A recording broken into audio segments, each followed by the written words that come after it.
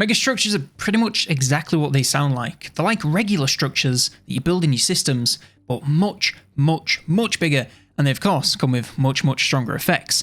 There are currently 14 different megastructures in Stellaris, and each one serves a specific purpose and can propel your empire in one of a large number of different directions, whether that's warfare, subterfuge, or even mass unity. I thought I'd make this video to explain what megastructures are and what each one can do for you, so you know which one to prioritize building in your games. Now before we can get into the different types, we first need a brief explanation of what they are and how you can build them. So like I said at the start, they're basically massive structures that you can build in systems, but before you can do that, you need to do a couple of other things first. First of all, each megastructure requires research to be completed to unlock the option of even trying to build them. These projects don't normally appear until later into the game, but if you know what you're doing, you can rush certain techs to increase your chances of running across them quicker. For example, making a lot of discoveries in Voidcraft will increase your chances of coming across the habitat tech. Once you have the research, you also need to make sure you have enough resources, and the ones you need to worry about are alloys, influence, and unity. Alloys are required for all of them, and you will need a lot of them, like a lot. The cheapest minor structures will need a couple thousand, but by the time you unlock the largest ones, you'll need tens of thousands to get them to their final form. Influence is required for certain specific megastructures, and it's never more than a few hundred, which should be lying around later in the game anyway. Unity is required for a large number of them, and you're going to need a lot more of this, as a lot of them can require a couple tens of thousands at least to be fully completed. So now you finally have all your research completed and you've stockpiled all your resources, we can finally go over the different methods of building megastructures. This is fairly straightforward. You can of course build them from scratch, but there are also normally quite a few that occur naturally in the galaxy, and if you happen across them and capture their home system, you can repair them and get them up and running, often for a reduced cost. So if you see this icon, capture that system and hold it for the late game, as the value you can get will be crazy depending on the megastructure. Okay, now we can finally get into the different structures themselves. Our first category is FTL megastructures. These are both constructed at the edge of systems and will allow travel between similar megastructures to save you a lot of time moving around the map. First up, we have the gateway. This is a fairly straightforward one. Basically, gateways are a galactic network that all connect to each other, so if you have a gateway in your borders and your ally has one in theirs, then you use them to travel between the two systems regardless of distance and ownership. Of course, if an enemy empire or one with closed borders owns a gateway, then you will not be able to travel through it, but anything else, and it's open season. These are a great choice for building in different hubs of your empire, or to quickly transport ships from your homeworld to the front lines and reduce the need for shipyards to be spread throughout your empire.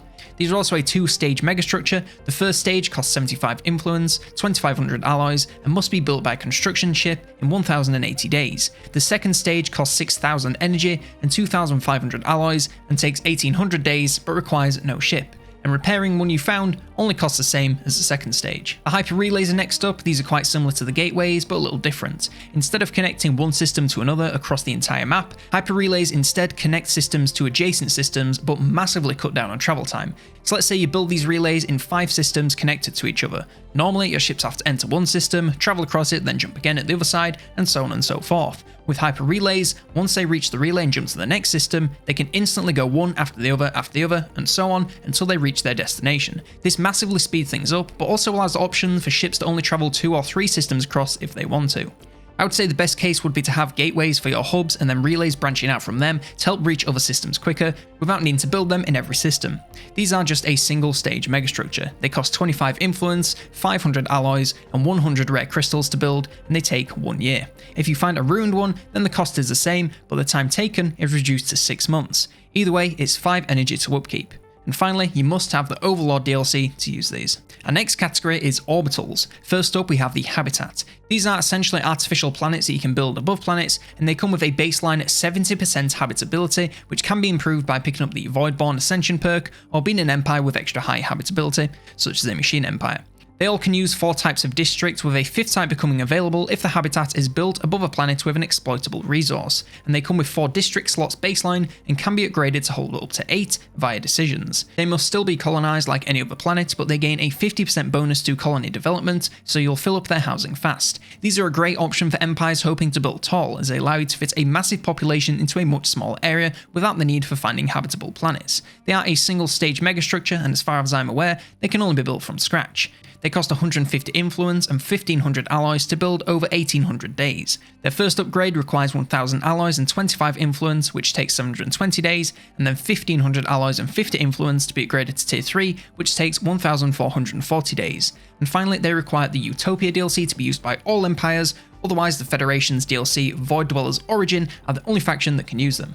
The only other orbital megastructure is the orbital rings. These are somewhere between a planet and a starbase, and they require a colonized planet to be built on top of. They provide protection for that planet and can act just like a normal space station, with the building and module upgrades as well as defense platforms to keep them safe. On top of the usual choices for modules and buildings, they can also build a number of unique options only available to orbital rings that enhance the planet below in various ways. They are a 3-stage megastructure. Stage 1 costs 50 influence, 1000 alloys, and takes 720 days to complete. Stage 2 costs 100 influence, 1500 alloys, and takes 900 days and requires a tier 2 capital building on the planet below. And finally, Stage 3 costs 150 influence, 2000 alloys, and takes 1080 days, and requires a Tier 3 capital building on the planet below. This is also only available with the Overlord DLC. And now we come to the final and largest in every sense of the word category, the multi-stage megastructures. These are of course the largest and most powerful, so of course come with the largest cost. First up, we have the Ring World. This is essentially a pseudo-planet as it creates habitable settlements that your pops can always move into with 100% habitability. They can also have up to 10 districts with a choice of 6 unique district types, 8 if you count these slightly different housing segments for hive minds, AIs, and everyone else. These districts act more or less the same as those on planets, only with different production levels and effects. You can only build them in systems with a black hole, multiple stars, or systems without planets or asteroids. They are a 6-stage megastructure. The site stage costs 300 influence and 5000 alloys and takes 1800 days to be built. The frame stage costs 10,000 alloys and takes 4800 days to complete. The remaining 4 stages cost 10,000 alloys, take 3600 days each, and every time one of them is completed, a segment of the Ring World becomes available for your pops to live in. Provided you have the Master Builder's Ascension perk, you can actually build 2 segments at the same time. And finally, this megastructure is only available with the Utopia DLC. The Dyson Sphere is next up. This is essentially the biggest solar panel the galaxy has ever seen, as you essentially build a bunch of panels around a star to absorb its energy literally at the speed of light. This results in massive amounts of energy credits, and when you have one up and running, it can solve a lot of your late game economy problems. They can only be built in systems with no planets, and upon completion, all rocky planets and moons in the system are turned into frozen and barren worlds incapable of ever supporting life. Mining stations are also removed upon completion. These are another 6-stage megastructure. The site requires a construction ship and costs 1000 unity and 5000 alloys and takes 1800 days to build. All of the following 5 stages require 5000 unity and 10,000 alloys to build and take 3600 days to complete. Stages 3, 4, 5 and 6 all add 1000 to the energy generated, meaning a fully completed sphere will net you 4000 energy per month. And finally, you need the Utopia DLC to build these. Next up, we have the Science Nexus. This is of course a megastructure that has some massive effects on, you guessed it, the science of your empire. It gives you an extra 300 to each area of research, on top of up to 15% bonus to your overall research speed, making your faction into a technological powerhouse. It is a 4-stage megastructure. The site must be built by a construction ship and costs 5000 unity and alloys and takes 1800 days to complete, requiring 5 energy to upkeep. The remaining 3 stages cost 5000 unity and 15,000 alloys and take 3600 days to complete, as well as granting 100 research and 5% research speed per completed stage. These 3 stages also increase the upkeep to 25, then 50, then 75 energy. And of course, you must have the Utopia DLC to use it. Sentry Array is next up. This is a powerhouse of galactic intel and can grant you vision of the entire map once completed, alongside intel into other empires' lands and dealings just by existing. This is a great choice when you're not playing the widest and you want to get some intel as to what's going on in the rest of the galaxy, or if you're into playing the spy game and your operations need some assistance. This is a 5-stage megastructure. The site requires a construction ship, costs 2500 unity and 5000 alloys, and takes 1800 days to complete, whilst costing 20 energy to upkeep. The remaining 4 stages each cost 2500 unity and 10,000 alloys to complete and take 1800 days to complete. Each of these 4 stages also gains you more scanner range and more intel on other empires. Each one also adds 20 to the upkeep, maxing out at 100 energy. And of course, this is part of the Utopia DLC. The matter decompressor is a purely economic structure. As the Dyson Sphere harvests the power of suns, the matter decompressor harvests the power of black holes to create massive amounts of minerals. This cannot be done if there are any planets present in the system, and any science stations will be destroyed upon completion of this beauty. It is a 5-stage megastructure. The site must be built by a construction ship, costs 5000 unity and 5000 alloys, and takes 1800 days to complete, whilst requiring 5 energy to upkeep. Each of the next 3 stages costs 5,000 unity and 12,500 alloys and takes 3,600 days to complete. The final stage takes 3,600 days and costs 12,500 alloys, but it now also costs 12,500 unity.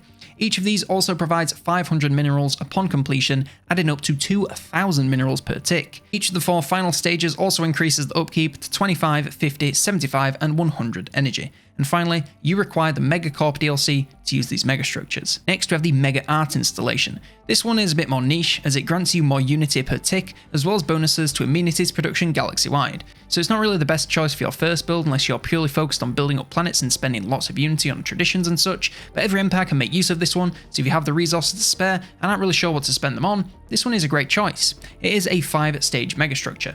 The site must be built by a construction ship, costs 2,500 unity and 5,000 alloys, and takes 1,800 days to complete. Each of the next 3 stages costs 2,500 unity, 15,000 alloys, and takes 3,600 days to complete, and increases the upkeep to 10, 20, and finally 30 energy. The final stage replaces the allies with 100 minor relics, but everything else stays the same. Each of these also provides 100 unity and plus 5% to amenities each upon completion, adding up to 400 unity and plus 20% amenities per tick. And finally, these also require the Megacorp DLC to be used. The Strategic Coordination Center is next up, and these are another military-focused megastructure. When built, they provide bonuses to naval, starbase, and defense platform capacity, as well as sublight speed for all your ships in your empire. These are of course a great choice for any empire looking to get into a lot of wars, as the bonuses really add up and can make you a very tough empire to deal with. They are a 4-stage megastructure. The site must be built by a construction ship, costs 2,500 unity and 5,000 alloys, and takes 1,800 days to complete. Each of the remaining 3 stages costs 2,500 unity and 15,000 alloys and takes 3,600 days to complete. Each of these also provides 50 naval capacity, 2 starbase capacity, 4 defense platform capacity, and plus 5% to sublight speed for all ships, adding up to a lot of powerful bonuses under your belt. And each of the final 3 tiers also increases the upkeep to 25, 50, and finally 75 energy. And these can only be built if you have the Megacorp DLC. The Interstellar Assembly is not something to do with building things really quick, like I first thought when I saw the name, because I'm dumb. Instead, it's a powerhouse for diplomatic empires to enhance their weight and voting power, and increases their relations with all other empires, as well as granting them extra envoys to use. It's another 5-stage structure. The site must be built by a construction ship, costs 2,500 unity and 5,000 alloys, and takes 1,800 days to complete, while costing 5 energy to upkeep. Each of the remaining 4 stages costs 2,500 unity and 10,000 alloys and takes 1,800 days to complete. Each of these also provides plus 10% diplomatic weight, plus 10 relations with all other empires, and stages 2 and 4 grant you an extra envoy. Each stage also increases the upkeep to 10, 20, 30, and finally 40 energy. And of course, these can only be built if you have the Megacorp DLC. The Mega Shipyard is next, and this one is a beast. It is exactly what it sounds like. It's a shipyard with a mega build speed and capacity. At its peak, it can build 20 ships at once and enhances the build speed of your entire empire by 100%, and also has the ability to build Titans, Juggernauts, and Colossus ships. It's another 4-stage structure. The site must be built by a construction ship and costs 2,500 unity and 3,000 alloys and takes 1,800 days to complete, while costing 5 energy to upkeep. Each of the remaining 3 stages costs 2,500 unity and 10,000 alloys and takes 1,800 days to build. Each of these stages also adds 33% to your empire build speed, tiers 2 and 3 add 5 to your shipyard capacity, and tier 4 adds 10, and the ability to build Titans, Juggernauts, and Colossus ships. They each also increase the upkeep to 10, 20, and 40 energy. Finally, this requires the Federation's DLC to use. And our final megastructure is the Quantum Catapult. This is another that really does what it says in the tin. It is a catapult for launching your fleets across the galaxy to move them large distances extremely quickly, though with sometimes questionable accuracy. The longer the distance, the less accurate it becomes, but it can be increased via upgrading. And these can only be built around pulsar stars that are free of planets. This is a 4-stage structure. Stage 1 costs 300 influence and 5,000 alloys and takes 1,800 days to complete, whilst requiring 5 energy to upkeep. The remaining stages all cost 10,000 alloys and take 1,800 days each. They all also carry the ability to launch fleets, and each tier reduces the MIA time by 10%, as long as you own hyper relays. Honestly, the wording on this is really weird and my units never end up MIA in testing, so if this means anything, let me know in the comments. Tiers 3 and 4 also reduce the wind up time by 25% each, and tier 2 has an upkeep of 10 energy, tier 3 has 20, and tier 4 has 30 for the final structure. And that is every megastructure in Stellaris explained. Let me know what your favourite is down in the comments. I personally can't get enough of that Dyson Sphere, baby. Just so much energy coming out of that place, you can spend it on whatever you want. Like the video if you did, subscribe if you want to see more, and consider supporting the channel if you're feeling particularly big penis us, and you can become a supporter to get access to all sorts of goodies, either here on YouTube memberships or on the Patreon. Big thanks to Henry Tucker for his support at the Officers tier. Massive thank you to all supporters. One last thank you for watching, and for now,